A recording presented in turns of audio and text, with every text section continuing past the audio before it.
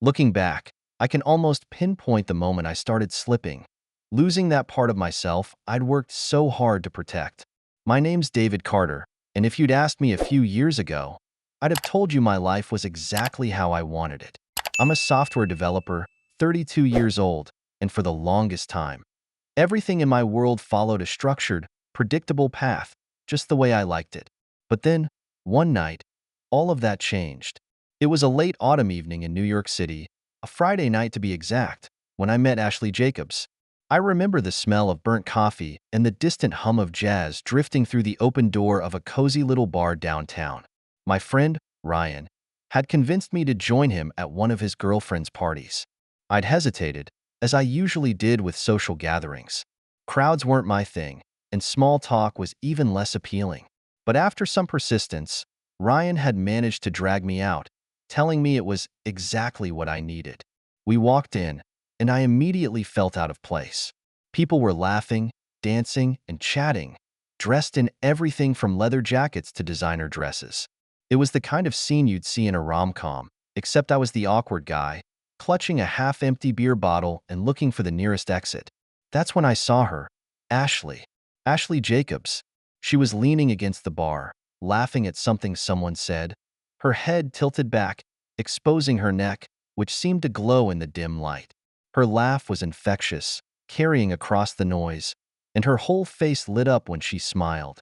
She had these deep brown eyes, the kind that made you forget what you were saying mid-sentence, and a confidence about her that was almost magnetic. It was as if she knew every secret of the room, and everyone wanted to be close enough to learn just one. Ryan must have noticed me staring because he nudged my shoulder. "Go talk to her," he said with a grin. I rolled my eyes. "Yeah, right. She's way out of my league. You won't know unless you try. Besides, I've got a good feeling," he replied, chuckling as he disappeared into the crowd, leaving me standing there like a deer in headlights. Maybe it was the beer, or maybe I was just tired of the same old routine, but I took a deep breath and approached her. I didn't have a plan, didn't even know what I'd say, but somehow, I managed to start a conversation. "Hey, I'm David," I said, trying to sound casual. She turned, looking me over, a hint of amusement in her eyes. "Ashley," she replied, her voice soft but strong, like she knew exactly what she wanted and wasn't afraid to say it. We talked for hours that night, about everything and nothing at all. She was smart, witty, with a sarcastic edge that kept me on my toes, and there was this energy about her that pulled me in, like I was orbiting some kind of gravitational force. By the end of the night, I was hooked. We exchanged numbers, and a week later, we went on our first date. It was nothing fancy, just a small Italian restaurant on the Lower East Side, but I remember every detail. The way she ordered her pasta with extra Parmesan, her laugh when I spilled wine on my shirt, and the way she looked at me, like she could see right through all my walls. It was both exhilarating and terrifying. I'd never felt like that with anyone before, and for a while, it felt like I was living in some kind of dream. Ashley was different from anyone I'd ever known. She was a graphic designer, working freelance, which meant her life was far less rigid than mine. She'd have days where she'd stay in bed till noon, sketching out ideas on her tablet, and then nights where she'd stay up till dawn, working on some project she couldn't tear herself away from. Her world was messy, chaotic, full of color and spontaneity, the complete opposite of mine. But that was what drew me in. Before I knew it, she was a part of my life, and I didn't want to let go. I took her to meet my friends, introduced her to my family, even let her meet Duke, my golden retriever, who usually wasn't too fond of strangers. But with Ashley, it was different. She had this way of making people feel comfortable, like they'd known her forever. And just like that, my life started to revolve around her. We spent weekends exploring the city, wandering through art galleries, grabbing street food, and getting lost in random neighborhoods. She dragged me to karaoke bars, make me try new foods, and talk me into dancing, something I'd never do otherwise. For a guy who'd spent most of his 20s glued to a computer screen, it was like stepping into a whole new world. I felt alive, in a way I hadn't in years, and I was convinced that Ashley was the reason for it. But as the months went by, little things started to change. At first, it was small stuff. She'd cancel plans last minute or be late for our dates, brushing it off as work stuff. I didn't think much of it. After all, I knew her job was demanding, and I didn't want to be that guy who questioned every move she made. But then, I started noticing other things. There were times when she'd get texts late at night, her phone lighting up with a name I didn't recognize. She'd glance at it, quickly hide the screen, and brush it off if I asked. "Just a friend from work," she'd say with a smile, but something about it didn't sit right. Then there were the weekends she'd suddenly go visit family or have girls' nights that I wasn't invited to. It wasn't like I didn't trust her. I did, or at least I thought I did. But a part of me couldn't shake the feeling that something was off. One night, she came over to my place after a long day. She was quiet, distracted, barely looking me in the eye.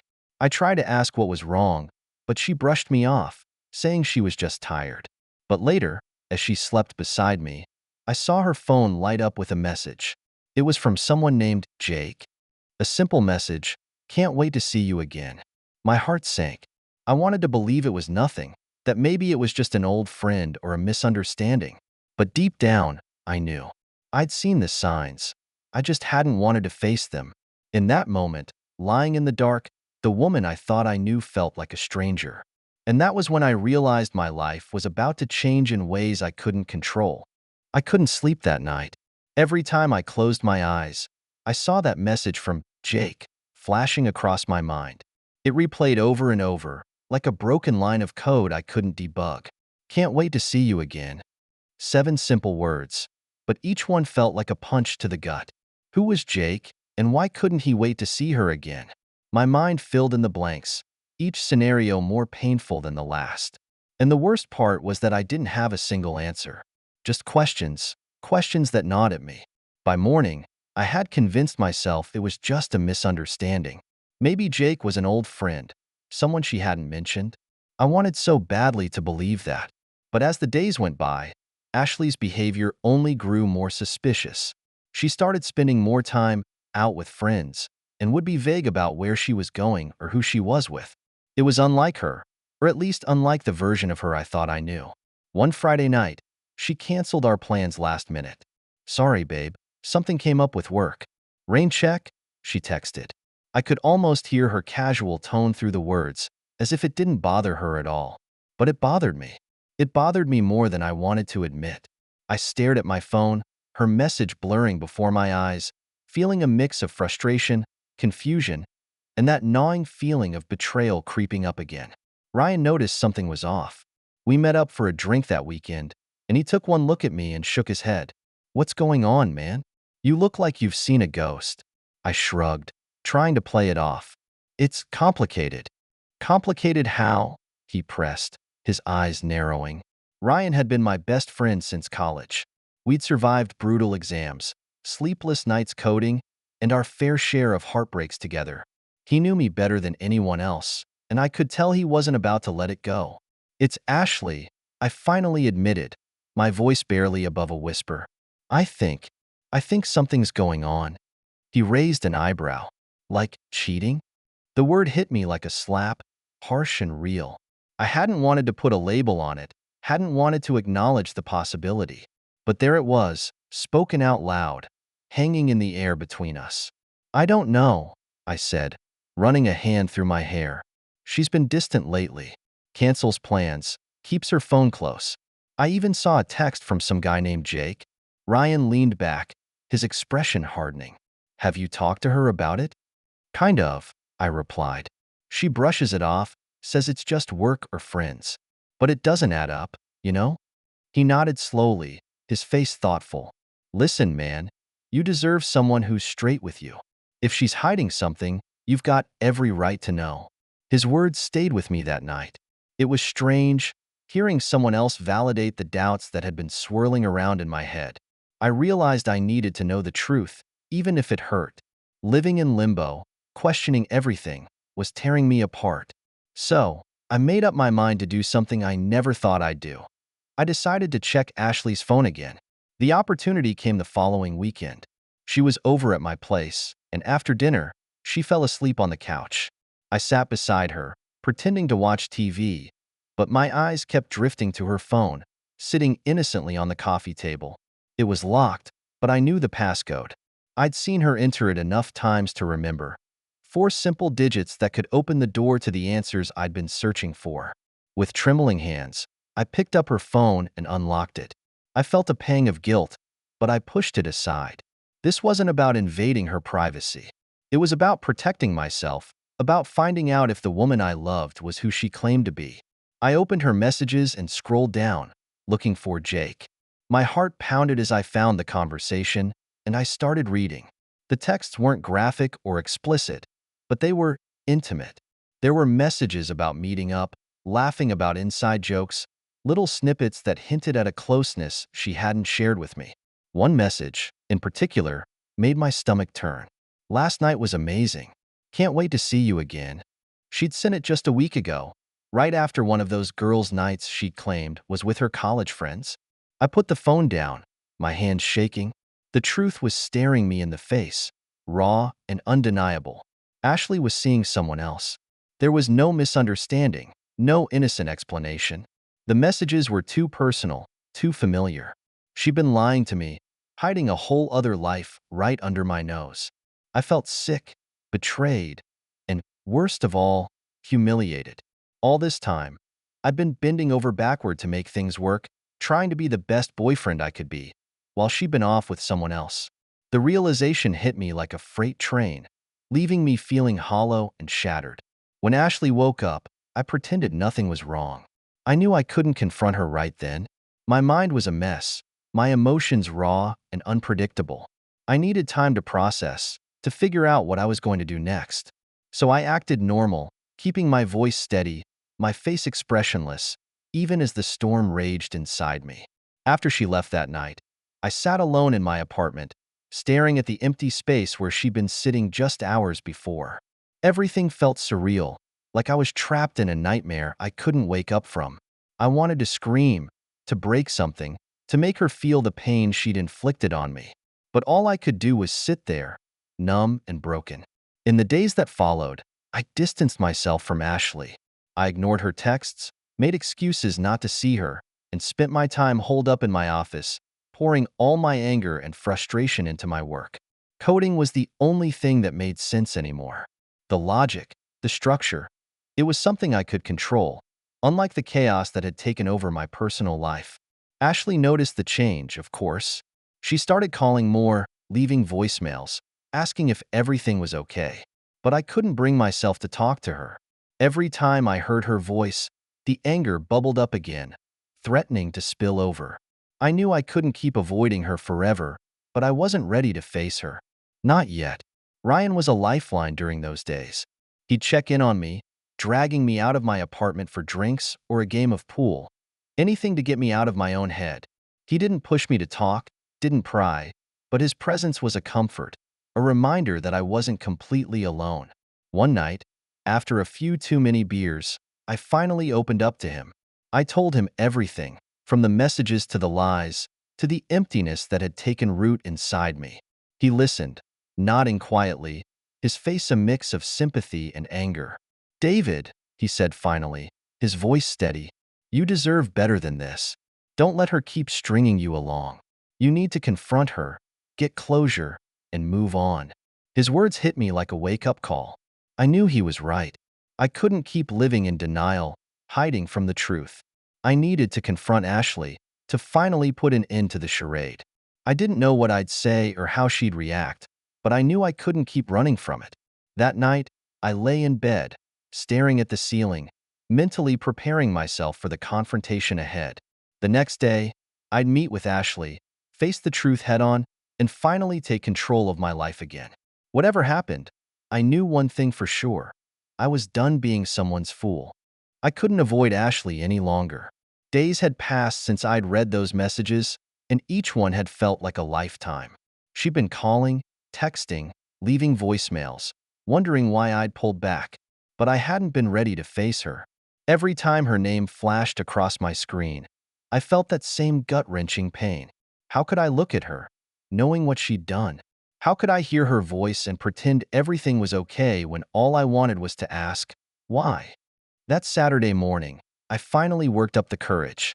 I texted her, saying I needed to talk. It was short, to the point, but she picked up on the seriousness. She replied almost immediately, asking if everything was okay. I just responded, "We need to talk. Meet me at the coffee shop on 10th." It was a place we'd gone to often, a cozy spot with small booths and dim lighting. Somehow, I thought the familiarity might make it easier. I sat there for a while, sipping on a coffee I barely tasted, my mind running through 100 different scenarios. What would she say? Would she deny it? Try to cover it up? Or would she admit everything, showing a shred of honesty I'd almost given up on? I didn't know what I wanted her to do. I just wanted this nightmare to end. Ashley walked in 10 minutes later, looking a bit frazzled. She was wearing that black leather jacket she loved, her dark hair pulled back in a loose ponytail. She smiled when she saw me, a smile that used to make my heart skip but now felt like a mask. She slid into the booth across from me, her eyes searching mine. "David, what's going on?" she asked, sounding genuinely concerned. "You've been so distant lately. Did I? Did I do something wrong?" I took a deep breath, trying to keep my voice steady. "I know about Jake." The color drained from her face, and for a second, I thought she might deny it. But she didn't. She just sat there, staring at me, her lips parted as if she were searching for the right words. I could see the shock, the panic in her eyes, and I felt a sick sense of satisfaction. She hadn't expected me to find out, hadn't thought I'd dig deep enough to uncover the truth. Finally, she spoke. "David, I don't know what to say." "Start with the truth," I replied, my voice colder than I'd intended. "How long, Ashley? How long have you been seeing him?" She looked down, fiddling with the edge of her sleeve. "A few months," she admitted quietly. "It just had happened. I didn't plan it, David, I swear. It just, one thing led to another, and—" "Spare me the excuses," I snapped, the anger I'd been holding back finally surfacing. "You've been lying to me for months, Ashley. I thought you were working late, or with friends, but all that time, you were with him, weren't you?" She nodded, her eyes glistening with unshed tears. "David, I'm so sorry. I never meant to hurt you. I don't know. I got lost, I guess." "Lost?" I repeated, my voice thick with disbelief. "You got lost? And what about us? What about everything we had? Did that mean nothing to you?" Her face crumpled, and she reached across the table, as if to take my hand. I pulled back, the thought of her touch suddenly repulsive. "David, please, it's not like that. You mean so much to me. I never wanted to hurt you." I shook my head, feeling the weight of her betrayal settle over me like a dark cloud. "But you did. You hurt me in ways you can't even imagine. You made me believe you cared, made me trust you, all while you were with someone else. Do you have any idea what that feels like?" She didn't answer, just looked down, her shoulders slumped in defeat. I could see the regret, the guilt written all over her face, but it didn't make me feel any better. If anything, it made it worse, because it reminded me of all the times I'd looked at her, thinking she was someone I could trust. For a moment, there was silence between us, thick and suffocating. I felt like I was drowning, trapped in a sea of emotions I couldn't control. Part of me wanted to walk away, to leave her sitting there alone, but another part of me needed answers. I needed to understand why she'd done this, even though I knew no explanation would ever be enough. "Why Ashley?" I asked, my voice barely more than a whisper. "Why him?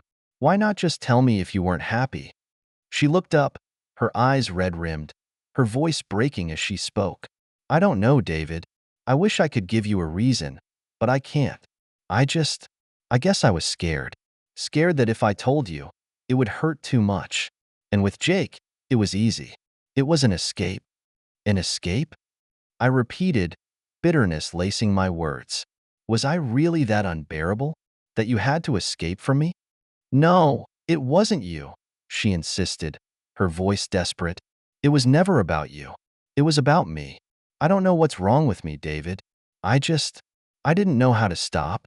I took a deep breath, feeling the weight of her words settle over me. She was sitting there, crying, looking broken, but I couldn't feel any sympathy. I'd given her everything I had, opened up to her in ways I hadn't with anyone else, and she'd thrown it all away. And now, All she could say was that she didn't know how to stop. Well, I said, standing up, you don't have to worry about that anymore. Because we're done, Ashley. Whatever we had, it's over. She looked up at me, her face a mask of horror. David, no please. I know I messed up, but we can fix this. We can work through it. Please don't just walk away. I shook my head, my heart hardening as I looked at her. You made your choice, Ashley. And now, I'm making mine. Without another word, I turned and walked out of the coffee shop, leaving her sitting there, crying alone. Each step felt like I was leaving a part of myself behind, but I knew it was the right thing to do. She'd broken my trust, shattered my heart, and I couldn't keep pretending everything was okay. As I walked down the street, the city bustling around me, I felt a strange sense of relief. The weight I'd been carrying was gone, replaced by a numbness that I knew would take time to fade. But I'd done what I needed to do. I'd taken control, chosen to put myself first for once, and in that moment, I knew I'd be okay. The next few days were a blur. I threw myself into work, spending long hours at the office, anything to keep my mind off her. My colleagues noticed the change, but I brushed off their questions, giving them the same answer I'd given Ryan. I was just focused on my career. Ryan, though, wasn't buying it. He'd stop by my place with takeout or drag me out for a beer, keeping me grounded, reminding me that I wasn't alone. He didn't push, didn't pry, just stayed close, like a silent reminder that life would go on, even if it felt like everything had fallen apart. One night, after a few too many beers, I opened up to him again. I told him about the confrontation, about the way she'd looked at me, pleading, as if she didn't understand why I was walking away. He listened quietly, nodding, his face a mix of sympathy and understanding. David, he said finally, his voice steady, you did the right thing. Don't second-guess it. You deserve someone who'll treat you with respect, who'll be honest. Don't let this break you. His words resonated with me, and for the first time, I felt a glimmer of hope. It was small, barely more than a flicker, but it was there, a reminder that maybe, just maybe, I'd come out of this stronger. In the days that followed, I began to feel a sense of clarity. I knew I wasn't healed, wasn't ready to move on, but I was starting to accept that this was just a chapter, not the whole story. And as painful as it was, I knew it was part of the journey, a step towards something better. In the weeks that followed, I felt like I was living in some strange, detached reality. There was a hollow space in my life where Ashley used to be, an emptiness that nothing seemed to fill. I was going through the motions, working, eating, sleeping, but I couldn't shake the feeling that everything had changed. Friends at work noticed I was quieter, a bit more withdrawn, but they didn't ask questions. It was easier that way. I didn't want anyone prying into my personal life, not when it felt like the wound was still so raw. Ryan was a constant presence, making sure I didn't spiral too far into my own head. He'd invite me out for drinks or to watch a game, even though he knew I was only half present most of the time. He didn't pressure me to talk about it, but every now and then, he'd check in, asking how I was holding up. One night, as we sat in his apartment watching a football game, he turned to me, a serious look in his eyes. David, you ever think about moving on? I glanced at him, feeling a pang of irritation. Moving on? The thought seemed almost laughable. I hadn't even begun to process everything that had happened. I don't know, man, I said, shrugging. It's still fresh. I'm not ready to think about anyone else. He nodded, looking thoughtful. Fair enough. But you don't have to rush anything. Just don't let her hold you back, you know? You're a good guy, and you deserve better than what she gave you. His words struck a chord. I'd been holding on to so much resentment, so much anger and bitterness, that I hadn't even considered what it was doing to me. I realized I was letting Ashley's betrayal dictate my life, keeping me trapped in this cycle of hurt and distrust. I knew I had to let go, but that was easier said than done. The following weekend, I decided to make a change. I started small, rearranging my apartment, moving furniture around, getting rid of things that reminded me of her. It was strange how little pieces of her lingered in every corner. A sweater she'd left behind, a pair of earrings on my dresser, even a few photos tucked into the frame of my mirror. Each item felt like a ghost, a reminder of the life I'd thought we were building together. One by one, I packed everything up, putting it all in a box I stashed in the back of my closet. It was painful, but it was necessary, like ripping off a bandage to let the wound breathe. As the days turned into weeks, I threw myself deeper into work. Coding was my sanctuary, a place where logic and order could replace the chaos of my emotions. I took on new projects, stayed late at the office, anything to keep my mind occupied. But even as I tried to drown myself in work, there were moments when the memories would creep in, unbidden and unwanted. I'd be debugging a line of code, and suddenly, I'd remember her laugh, the way she teased me when I got too serious. Or I'd catch a whiff of perfume on the subway that smelled like hers, and it would hit me like a punch to the chest.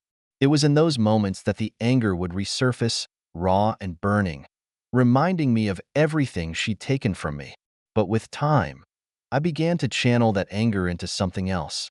I started working on a personal project, something I'd always wanted to do but had never found the time for. A coding platform designed to help beginners learn programming in a fun, interactive way. It was ambitious, maybe even a bit over the top, but it gave me something to focus on, a goal that was mine and mine alone. Ryan noticed the change, the way I was starting to come back to life, and he encouraged it. He'd check in on my progress, offering suggestions, sometimes even staying late to brainstorm ideas. He was more than a friend. He was my anchor, the one person who hadn't let me drown in my own sorrow. And slowly, bit by bit, I began to feel like myself again. But just when I thought I was making progress, a part of my past resurfaced in the most unexpected way. One evening, as I was leaving work, I got a call from a number I didn't recognize. I almost ignored it, thinking it was some telemarketer, but something made me pick up. "Hello?" I said, feeling a twinge of irritation. "David." The voice on the other end was hesitant, but unmistakable. My heart skipped a beat. It was Ashley. For a moment, I was speechless, caught off guard by the sound of her voice. It brought back a flood of memories, both good and bad, and I felt my grip on the phone tighten. "Ashley," I said, my voice carefully controlled. "Why are you calling?" There was a pause, as if she were struggling to find the right words. I know I don't have any right to ask this, but I just wanted to talk. To explain, if you'll let me." I felt a surge of anger, the wound she'd left still fresh and tender. "Explain?" "Ashley, there's nothing left to explain. You made your choice. You chose someone else." "I know," she said, her voice cracking. "But I didn't want to leave things like this. I messed up, David. I know I did, and I can't change that, but I wanted you to hear it from me. I wanted to apologize." I took a deep breath, trying to keep my emotions in check. Part of me wanted to yell, to tell her exactly what I thought of her and her so-called apology. But another part of me felt curious. Maybe it was closure I needed, or maybe I just wanted to understand why she'd done it. Against my better judgment, I agreed to meet her. We arranged to meet at a small park near my place. It was a chilly evening, the sky painted in shades of orange and purple as the sun dipped below the horizon. I arrived a few minutes early, my mind racing with a mix of anger, curiosity, and a strange sense of finality. I was ready to confront her, to put an end to this chapter of my life once and for all. Ashley showed up a few minutes later, looking nervous, almost vulnerable. She wasn't wearing any makeup, and her hair was pulled back, a far cry from the confident woman I'd fallen for. For a moment, I almost felt sorry for her, but then I reminded myself of everything she put me through. "Thanks for meeting me," she said softly, her eyes downcast. "Let's just get this over with," I replied, my tone harsher than I'd intended. She winced but nodded, taking a deep breath. "David, I know I hurt you, and I know there's nothing I can say to make it right. I was selfish, and I betrayed your trust. I don't expect you to forgive me, but I wanted you to know that I'm sorry. Truly." Her words hung in the air, and for a moment, I felt a flicker of the old pain, the betrayal that had haunted me for weeks. But as I looked at her, standing there, broken and remorseful, I realized something. I didn't need her apology. I didn't need her explanations. I was done carrying the weight of her actions, done letting her choices dictate my happiness. "I appreciate the apology," I said, my voice steady. But I've moved on, Ashley. I don't need closure from you, and I don't need answers. What's done is done. She nodded, tears brimming in her eyes. I understand. I just, I wanted you to know that it wasn't your fault. You didn't do anything wrong, David. For the first time, I felt a strange sense of peace. Her words, while painful, also gave me a sense of clarity. This wasn't my burden to bear. I'd been a good partner, loyal and honest, and her betrayal was a reflection of her own insecurities, not a failure on my part. I nodded, offering a small smile. Goodbye, Ashley. I hope you find whatever it is you're looking for. Without waiting for a response, I turned and walked away, feeling lighter than I had in weeks. The weight of her betrayal, the anger, the resentment, it was all gone, replaced by a quiet sense of acceptance. I'd survived the storm, and now, for the first time, I could see the horizon, clear and bright. As I walked back to my apartment, I felt a newfound sense of purpose. I was done letting the past control me, done living in the shadow of someone else's mistakes. This was my life, and I was ready to start living it on my own terms. That night, I sat down at my computer and opened the project I'd been working on. Line by line, I coded, feeling a sense of satisfaction with each keystroke. I was building something new, something that was mine, and it felt like the start of a fresh chapter. The pain was still there, a faint echo in the back of my mind, but it no longer held me back. I was ready to move forward, one line of code at a time. In the weeks that followed my final encounter with Ashley, I felt a transformation, like a weight had been lifted. For the first time in months, my mind was clear. The constant replay of past memories, the what-ifs, the unanswered questions, they all started to fade. I'd faced her, heard her apology, and I'd let go. And in letting go, I found freedom I hadn't felt in a long time. The next morning, I woke up with a sense of energy and clarity I hadn't known I was missing. I took Duke, my golden retriever, for a long walk through Central Park, breathing in the crisp autumn air, feeling as though a veil had been lifted. Duke bounded ahead of me, his tail wagging as he chased after fallen leaves, and I couldn't help but smile. I had him, I had my work, and I had myself. That was enough. I spent the following weeks throwing myself even further into my coding project. It was a program designed to help beginners learn coding basics, and it had started as a side project to keep my mind off things. But now, it felt like more than just a distraction.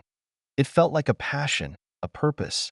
I spent hours refining the code, adding new features, designing interfaces that were intuitive and engaging. The more I worked on it, the more I felt like I was building something meaningful, something that could help others the way coding had helped me. Ryan, ever the supportive friend, was there every step of the way. He'd stop by after work, bringing takeout and beers, and we'd brainstorm ideas late into the night. You know, he said one evening, as he peered at the code on my screen, you could actually launch this. Make it a real thing. I laughed, shaking my head. Yeah, right. I don't know the first thing about launching a business. Come on, man. You've got the talent, and you've got a great idea. Why not give it a shot? He looked at me, his eyes serious. You've been through a lot, David.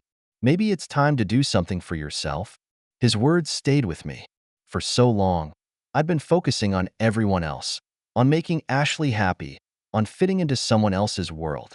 But this was my project, my vision, and maybe, just maybe, it was time to invest in myself.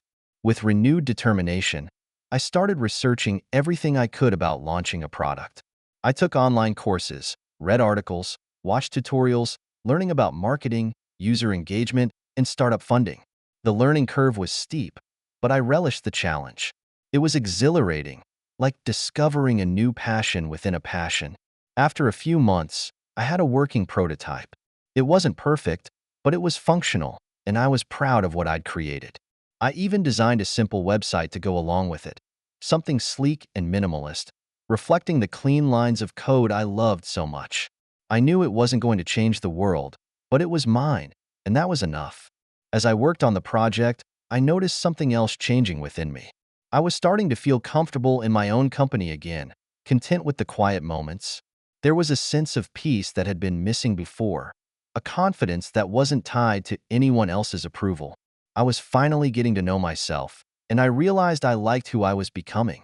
One evening, as I sat in my apartment, reviewing the final touches on the app, I thought back to everything I'd been through.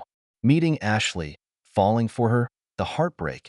It had all been painful, but it had also led me here, to this moment. In a way, it felt like everything had happened for a reason, as if I'd needed to go through the darkness to find my way to the light.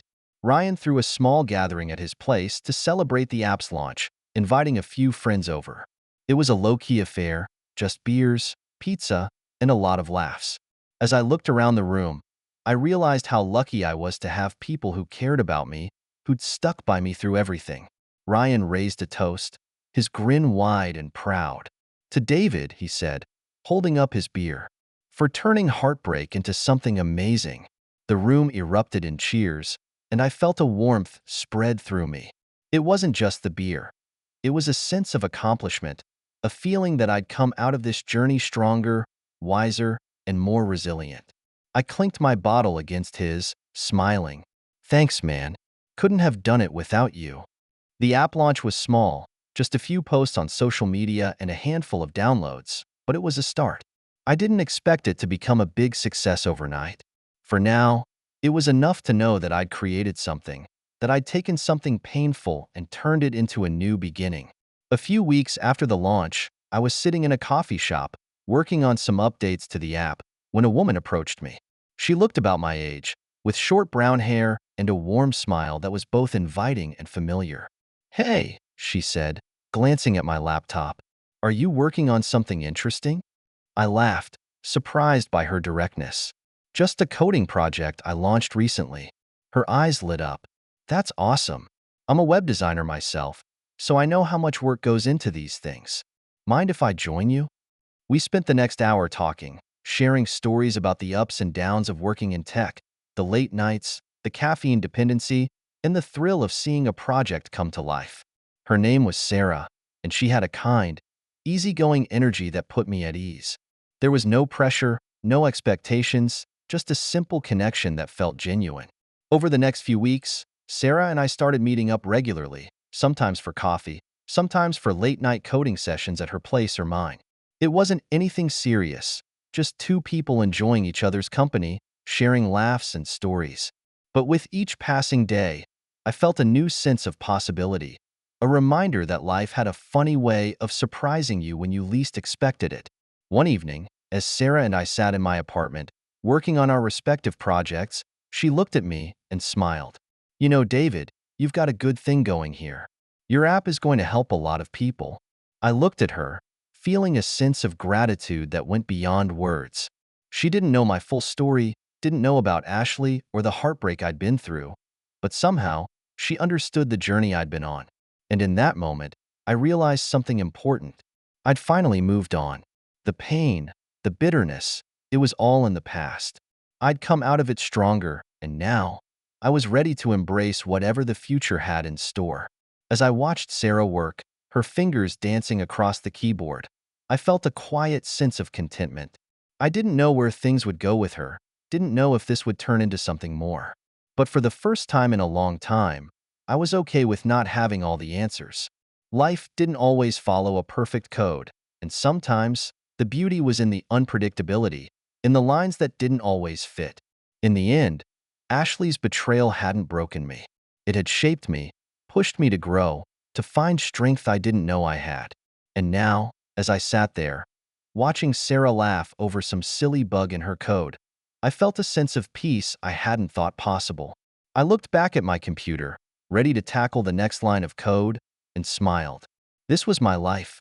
Messy, unpredictable, and wonderfully imperfect. And for the first time, I was exactly where I wanted to be. Subscribe so you don't miss new stories on the channel.